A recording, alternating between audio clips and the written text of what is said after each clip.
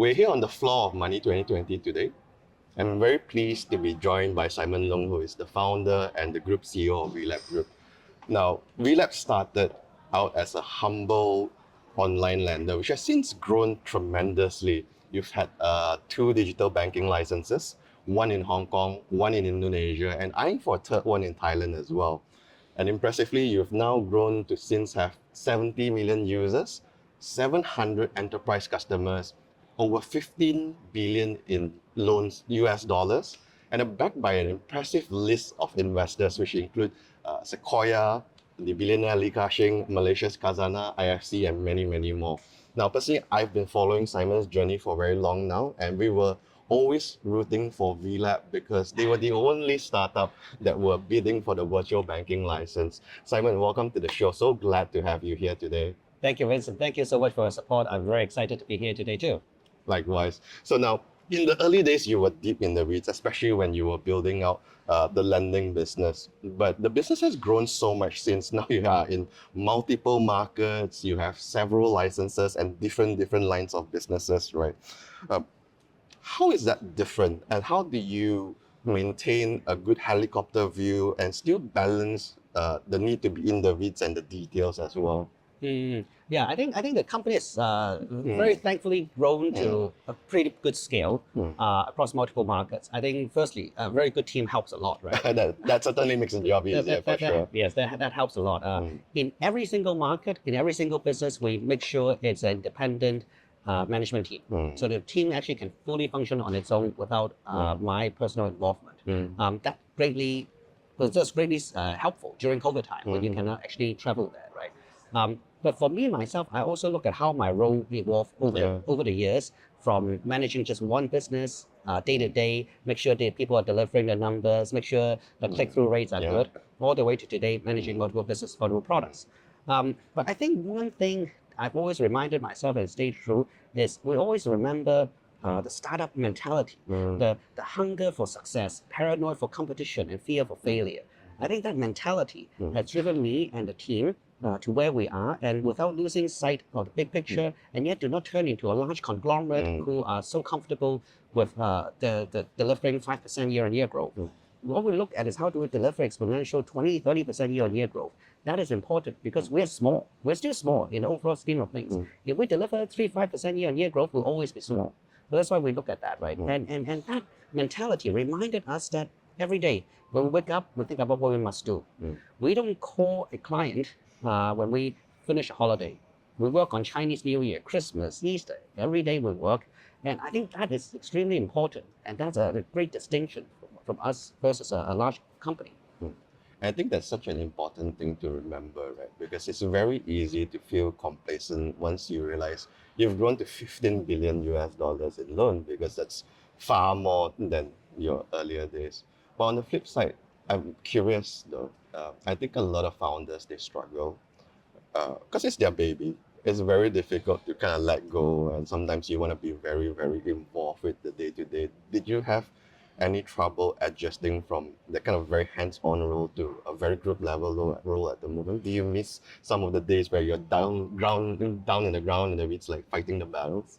I do. I'm sure my team complained about that too. I always said the founder is always the biggest product manager. You always like care about the product like a baby. Right. Even now when I see there's a problem with an ad or UI UX, I'll message my tech guys. I'll tell them, hey, you need to change this. Right? I still do that. But of course, I try to remind myself that that's not my core role. But that is a manifestation for the love of our product, for love of treating our customers as the most important thing, and we care deeply about that today, as much as doing the rest of the fundraising, strategic cooperation, joint venture, those high-level things. That is still our baby. Yeah, I think it sometimes helps. Then the team realize, hey, the founder is still deeply in love with the product. Let's not mess it up. Let's make sure we get it out right to the customers. So I think it was around December last year that you guys announced that you are now finally broke even ahead of target. I believe the target was 5 years. Yeah. And you broke even in 4 years. Help me, and I think that's the thing that a lot of digital banks are struggling with. I think, as I remember correctly, only around 5 to 6% are profitable. So talk to us about what were the main levers of reaching break-even. And I think you were also looking at the ambitious goal of 100 million profit in 5 years. So talk to us about those levers and how do you foresee reaching the 100 million profitability goal in the next 5 years? Yeah, I think that is a very important milestone because, as you said, right, digital banks is still a new concept in Asia. We have the luxury of having it earlier in Hong Kong, where the Hong Kong Monetary Authority issued licenses in 2019, and we got the license has launched the business. So we were quite lucky that we managed to break even by year 4. Originally, we thought it's going to be mid of this year, so we're around 6 months earlier. And if you look at it, the average break-even time of a profitable digital bank is around 5 to 7. Yes. Right? Or some will never break even. Okay. In fact, most never break even. in fact, most never break even. Yeah. And we feel that the secret sauce, right, is a couple of things, right? I think firstly, right, is our relentless focus on building a profitable business model. Now, we know that if we look at a digital bank in our segment, for example, retail and SME, right, there are only a couple of products that makes money. Okay. Now remember, deposit doesn't really make money. Yeah. Right. Payment makes very little money. It's very thin margin. Exactly. Right. And Asia is not a market where your customers will pay a fee for a nicer card or free money transfer and stuff like that, right? So we focus on products like lending, online lending. We focus on products like online digital wealth management, right? These are products that have a clear revenue model, and we scale. We're very focused on scaling this, right? So, for example, I think that the trick that or the secret sauce for the Hong Kong case was the lending book, right? We built a very good lending business. Right now, WeLab Bank has 16% market share. We're the 3rd largest personal loan lender in Hong Kong amongst all banks. That's impressive. Yeah. Yeah. So 1 in 6 people in Hong Kong will borrow personal loan, borrow from us. So I think that is our focus on building a lending book, good profitability, and of course, to combine with that is good risk management, right? The difficulty of a lending book is having great risk management, managing unit economics and profits. So we started off WeLab, the whole company, 13 years ago as a digital lending platform. So and my background was in banking, was risk management. Yeah. So that's the importance of that. And if you look at how we scaled over the years, right? Even during COVID time, where the economic cycle went through the ups and the downs, right? We saw our credit delinquency almost 6 times better than the industry average, despite of the volatile economic cycle. So I think that is also important. I think the last thing that's important was working with partners. For sure.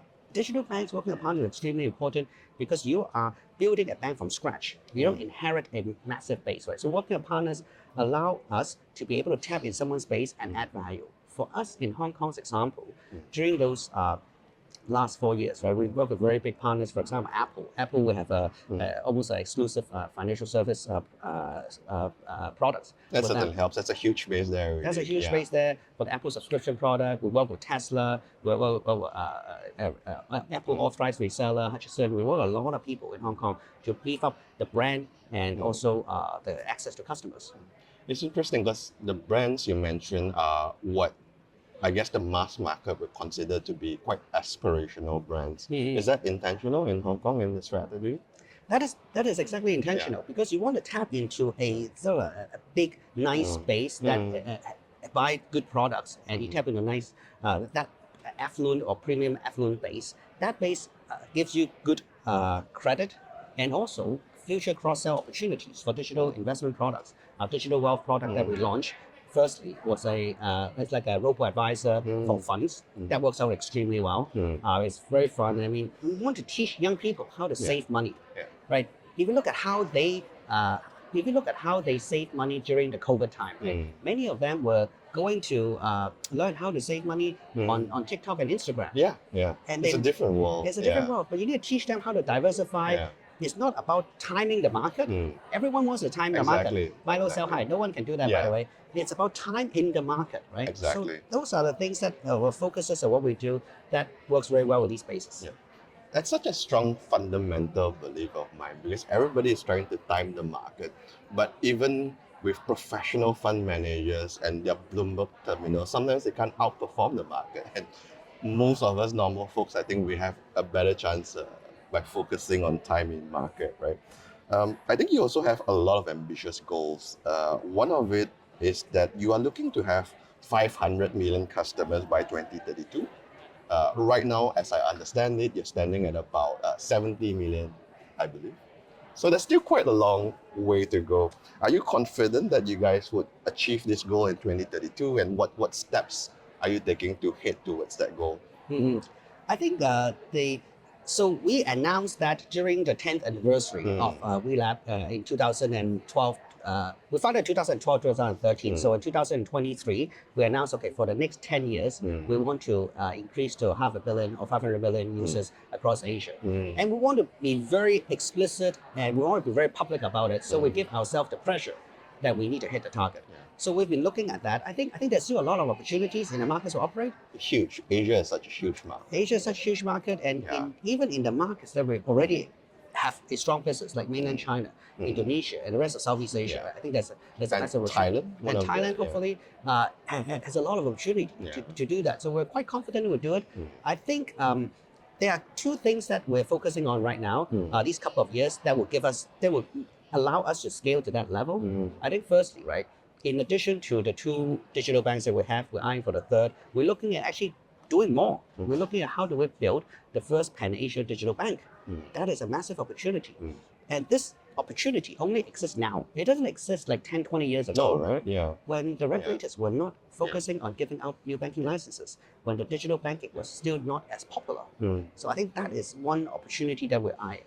And the second was AI. How do we actually invest into AI so that we leapfrog our competition and take our technology, the way we serve, even one step ahead of the game and the rest of the digital banks. And to that cause, right, we're very happy to share a few weeks ago, the Hong Kong Government Investment Fund, Hong Kong IC, Hong Kong Investment Corp, invested in us to further help us on these two causes. Talk to us about that, because you have an investment from them. You also announced a collaboration with them, and at the same time, I think you were one of the first banks to announce that you guys are integrating DeepSeek into your processes and your services. So what is the play for WeLab in AI? What are you looking forward to in that area? Specifically on AI, I think a couple of things, right? If you look at how the evolution of AI is not a new thing, right? Yeah. I think a lot of banks have been using it on more the predictive front for credit and risk prediction. We've been Very doing back-end stuff, right? So far, yeah. very back-end stuff, and it works very well. I think that was the first level that we've been doing, and we've been doing it exceptionally well. Given a digital bank a newer and more agile tech infrastructure, it allows us to implement these things a lot faster and upgrade a lot faster than a traditional bank. I think that's the first part of it. The next part of it, evolution of AI is a generative AI, what we've been seeing in the last couple of years, right? So we are one of the first banks in Asia to announce we locally deployed DeepSeek. That is very meaningful because that is about upskilling our colleagues. It's about allowing our colleagues to use AI tools in a safe and affordable environment, efficient environment for the bank. Remember, banks, unlike other companies, we deal with a lot of customer data. For sure. We're highly regulated. Trust is paramount. Trust is paramount. We can't just upload our customer data or any information to a ChatGPT or whatever these stuff, because it is now your information resides in someone else's server. You have to be able to locally deploy it. So that's why when we saw the opportunity of open source lighter LLM model, we actually tested with DeepSeek, we tested Gemini, different models with locally deployed, and allow all our employees to use it in a safe and trusted environment. That is very important for upskilling, because we believe that AI will not replace human, but your colleagues who are sitting next to you who knows how to use AI will replace you, right? So we need to upskill everyone as soon as possible. But if we don't have a tool to allow people to use, we always remind people, oh, don't use that tool because it's dangerous, you're using customer data. Very dated thinking. You will never be able to encourage people to use it. So that is the next part of it, right? And the third part that we announced was AI agents. How it will actually fundamentally change from a predictive to generative to AI now can execute. The executional capability of it is extremely important. And so that is the evolution of how we're thinking it. And we hope to launch AI agents later part this year. That's so exciting, because I think so far the use cases for AI has been at its infancy, right? most of the use cases, like we discussed, is very back end, it's still very basic. It's augmented assistance with human colleagues to help them to perform the job better. I think where is really exciting, like you mentioned, is the execution part, right? Are you able to give us any sneak peek into what potential use cases are you thinking of in the agent AI aspect of it? Yeah, I think that is something that is super important and interesting, right? A lot of us don't understand the importance of agent. Right? Let me give you an analogy, right? Let's say if you want to go from here to, let's say, a restaurant that is 20 minutes away. We're in a new city. You go to Google Map. Google Map will map it out for you, the best route and stuff like that. But Google Map doesn't drive the car. You still have to, I don't know, drive the car or walk there. Yeah. Right? That is generative AI today. But the agentic AI or AI agent is the future, which is like a self-driving car. Right. In addition to mapping the direction, it drives the car for you, adjusts for traffic conditions, road hazards, and get you there safely. It is the executional capability of it. Now, once you get to the executional capability, it's another layer of difficulty because now it has to interact with all your core banking system and stuff like that. For example, how does it apply to banking as we see it in the future?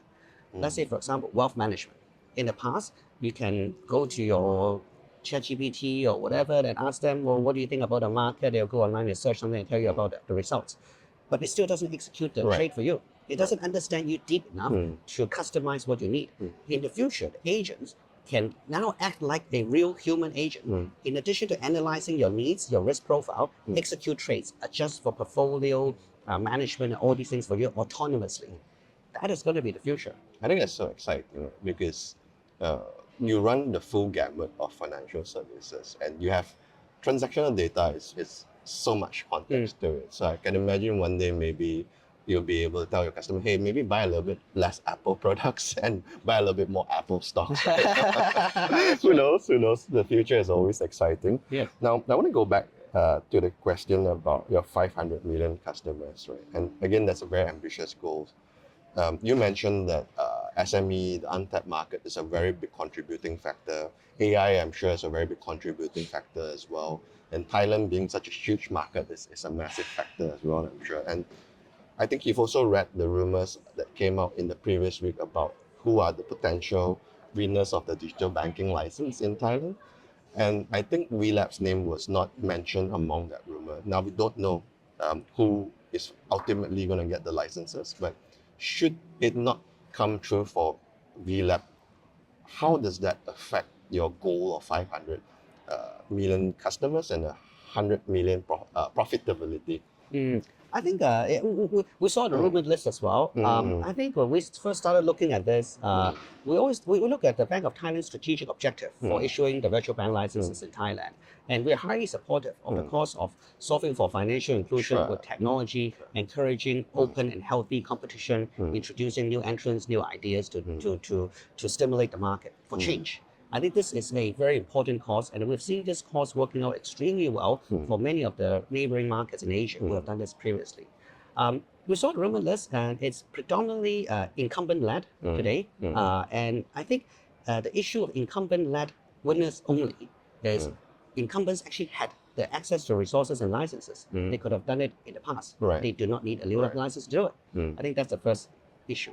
I think the second is, as we look at other markets, actually other markets always will welcome new entrants. Like if you look at Hong Kong, Hong Kong, the largest digital banks, the other digital banks, we're all new entrants. Right. There's several incumbents and there's you guys. There's a good mix of it, right? And if you look at Indonesia, Indonesia is not a new licensing regime, but most of the new digital bank launches are actually new entrants, right? Which is exciting. Which is exciting, yes. And you can really see the difference in how they think about products, customer experience, and finding opportunities in new segments that previously do not have access to financial products. So we felt that that is actually a good solution, having a mix of incumbent-led and new entrant-led. I think that's the thing. And we do hope that we see the finalists, they have included at least one or more of new entrant-led, because I think that is what will add to the interesting mix and a catalyst for change. Personally, I'm rooting for a good balance as well. I think both incumbent-led and startup-led brings different strengths and energy into the ecosystem, right? I think the incumbents are able to look at where efficiencies can be enhanced, but startups tend to think outside the box. They tend to think about solutions that maybe other players have Exactly. not thought of, and for better and for worse, that always keeps things very, very exciting. Now, I want to take a step back and kind of go back to the early founding days, right, which was about 12, 13 years ago. Yes. Such a long time. Such a long time ago. It's like a lifetime ago, I'm sure. It's very much a regional business now, but it's very much rooted in the identity in Hong Kong, at least, being the only homegrown, being the only startup-based digital bank. So when you think about WeLab's journey, 10, 15 years from now, how would you like WeLab to be remembered in the overall Hong Kong digital banking story? It's a very big question. I mean, We love big questions. we always. I'm generally a lot more short-sighted as a startup founder because this is a thing that these are things we're focusing on, right? Yeah. But I think when we look at the role that we play in a local ecosystem like Hong Kong, where we're homegrown, obviously we've seen how Hong Kong has transformed from an international financial center, plus now becoming an international fintech center, and we play a very important part of it. I myself is a strong advocate for that in Hong Kong, and also regionally. I try to help the Hong Kong government as much as possible. Previously, when there were government-led delegations to Southeast Asia, I always try to join them to represent the fintech ecosystem, because we want to show people that we have both the best of the old and new. The old is the international financial center. The new is a fintech center. We need to show people there's a good mix of that, and we have the talents, both traditional financial services and tech talents, to be able to do that. And we also want to encourage young people to go into joining smaller companies as a choice. I myself, when I first graduated, I myself and most of my City, Stanchart, we Korea. all joined large companies, right. because there was no such choices in the past. Now the choices exist. You can either do your own startup or you join a smaller startup. And I'm happy to see that actually now joining a smaller startup become a choice for people, because they find it's interesting. It's you step out of the comfort zone. It's exciting. You see high growth. While it's less structured, but it's also a much bigger opportunity for people to grow in that. So I think being able to show that we are one of the success stories for Hong Kong, allow people to see the hope that it can be done, right? It may take 12, 13, 15 years, but it can be done, right? We don't need overnight success. All we need is to show people constant growth, so that people see this is a long-term trend, and we're doing that. And it's not just WeLab. We help other companies as well. I think when we work with Hong Kong IC in the investment, part of it is actually about helping Hong Kong tech ecosystem. Either in Hong Kong, educating the young people about fintech and startup. And also, a lot of these Hong Kong startups actually are thinking about expanding to Southeast Asia. Now, we have banks now in Southeast Asia. How do our banks help them to provide products and services or access to banking services, so that when these Hong Kong-based startup companies expand to Southeast Asia, how do we expand and allow them to tap into these banking services? How do they open up a bank account in Indonesia? Can we help them to do that? If we cannot help them, can we point someone who can help them to do that? So we help the whole ecosystem expand regionally. I think that is something that we want to do as well. I think that's so important, because someone needs to be the torchbearer to inspire the next generation of entrepreneurs. A lot of things are not possible until they realize someone made it possible. Then they're like, hey, I can do it too. It can be done. Yeah, and I think the point is so important, because I talk to so many Hong Kong startups. They have this focus in Hong Kong, in the Greater Bay Area, which, make no mistake, is a huge market. But I believe that Asian companies can do so much better. Asian companies can go regional. Asian companies can go global. And I think that stick can still be made for digital banks, because I don't think there's exactly a household name for digital banks yet. And I think there's a lot of opportunities for companies like WeLab to be building that global name. Thank you. Right? Thank you. Before we let you go, Simon, tell us about what's next for you guys. What's keeping you guys excited these days? I think expanding the regional presence is extremely important. Be it what we're working on right now, Thailand. We're also looking at other Southeast Asian markets. I have shared earlier about our interest and excitement in markets like Philippines, Vietnam, even Malaysia, these couple of markets. I think these are great markets. And in order for us to build a pan-Asian digital bank presence, right, if we're able to tap into these markets, either stand alone or with partners, or even B2B services, right? I think it's extremely important. So we'll continue to be extremely focused on the regional expansion part of it. And I think that plays a very, very big part of our story. And I think we've built a good model now, how we can expand from a Hong Kong market to mainland to Indonesia, hopefully to Thailand, blah, blah, blah, blah. So I think this being able to replicate it, it's a very rare skill set. If you look at, because you look at today, right, fintech companies predominantly are very focused on their domestic market. Very few of them were able to go to the next market, the next market. Being able to replicate that, to scale that, I think is very important. And we've done that. And you need to keep doing that. I think that's the first thing. Then the second thing, go back to, is the AI part. I think AI part is a very rare opportunity, opportunity of a lifetime right now. But it is also an opportunity that incumbent banks will find it very difficult to take the first step. We want to be, as a fintech company, to be the one who take the first step and show them it can be done, and stimulate them to make sure all the banks actually can do that as well. I think they need a more agile digital bank like us to show them the path, and we want to be the one who do that. To also show HKMA, the Hong Kong MA, that there's a reason to have a startup to run a digital bank, right? So that you can run all these innovative projects. That's right. That's the benefit of having new entrants in the market. When they give out new digital bank license or virtual bank licenses, it's because new entrants were able to think out of the box and push the boundary and test and to see what can be done. Idea, experiment.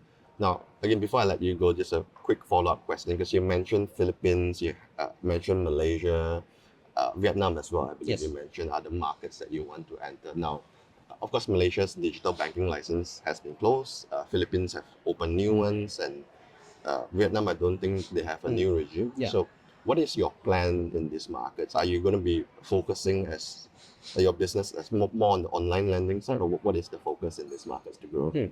I think you're right. I think different markets are at a slightly different stage in terms of licensing. I think sometimes markets will issue new licenses, sometimes they would not.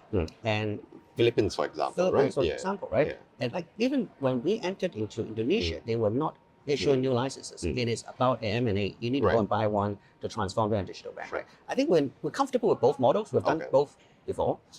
So number one, I think that's one way. I think the other way is, if we do not want to, there's certain markets where for whatever scale or licensing reasons, we don't want to be the bank. We can provide the technology to the bank. We can partner with someone. And it can be a partnership of a certain technology or the whole bank, right? So I think there are different people talking to us now to see if we want to join them, invest in them, or give them certain technology. So I think we're keeping a very open mind, but being able to participate and learn in these new markets is extremely important. And these are just getting a foot on the door, open up the next chapter and the next chapter, right? So, but being there is important. For sure. Fantastic. Thank you for your time, Simon. Thank you so much. Thank you.